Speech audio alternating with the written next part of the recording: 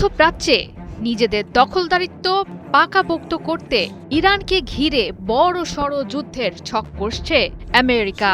ইরানও শিকারী ঈগলের মতো ক্ষুরধার নখ আরও শানিত করে অপেক্ষা করছে আমেরিকানদের জন্য। এ যেন লাস্ট ম্যান স্ট্যান্ডিং ম্যাচ। শেষ সৈন্যটি জীবিত থাকা পর্যন্ত চলবে যুদ্ধ। প্রস্তুত আমেরিকান ডেল্টা ফোর্স এবং ইরানের এলিট কুদস ফোর্স। নিঃসন্দেহে বলা যায়, ইরানের ওপর আঘাত আসলে জ্বলে উঠবে প্রতিশোধের আগুন, যা জ্বালিয়ে দেবে শত্রু ঘাঁটি সহ গোটা মধ্যপ্রাচ্য অঞ্চলকে। নিজেদের স্বার্থ হাসিলে যে কোনো সময় যে কোনো রাষ্ট্রের ওপর ঝাঁপিয়ে পড়তে আমেরিকা দ্বিতীয়বার ভাবে না।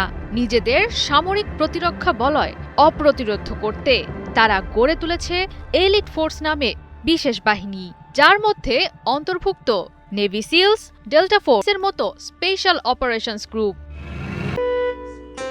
সেভুরি বিরিয়ানি মশলা কিছু স্বাদ স্মৃতিকে ফিরিয়ে আনে। অপরদিকে লড়াকু বাঘের মতো অদম্য মনোবলের অধিকারী ইরানও তৈরি করেছে নিজেদের এলিট ফোর্স। আয়াতুল্লাহ খামেনির সবচেয়ে অভিজাত বাহিনীটির নাম কুদস ফোর্স, যাদের বলা হয় ইনভিনসিবল ফোর্স, যারা অপারেশন চালায় ইরানের বাইরে। গত এক যুগে অসংখ্য গোপন অপারেশনের অভিজ্ঞতায় এখন অভিজ্ঞ কুদস ফোর্স, যার প্রতিষ্ঠাতা ছিলেন দুনিয়ার সেরা জেনারেল হিসেবে খ্যাত কাসেম সোলাইমানি। শক্তিমত্তার প্রশ্নে দুটি দেশের এলিট বাহিনী বিশেষভাবে নিজেদেরকে দক্ষ করে তুলেছে। চলতি মাসের ৩ জানুয়ারি মার্কিন ডেল্টা ফোর্সের হাতে সস্ত্রীক আটক হন ভেনেজুয়েলার আলোচিত প্রেসিডেন্ট নিকোলাস মাদুরো। দ্রুততার সঙ্গে উচ্চ ঝুঁকির অভিযান পরিচালনায় বিশেষভাবে দক্ষ মার্কিন এলিট ফোর্স বিশ্বব্যাপী সন্ত্রাসবাদ দমনের নামে বাহিনীটি ব্যবহার করছে যুক্তরাষ্ট্রের প্রশাসন। সরাসরি যুদ্ধে পারদর্শী বাহিনীটি প্রযুক্তিগত দিক দিয়ে ব্যবহার করে থাকে encrypted communication, real time drone ও স্যাটেলাইট ইন্টেলিজেন্স।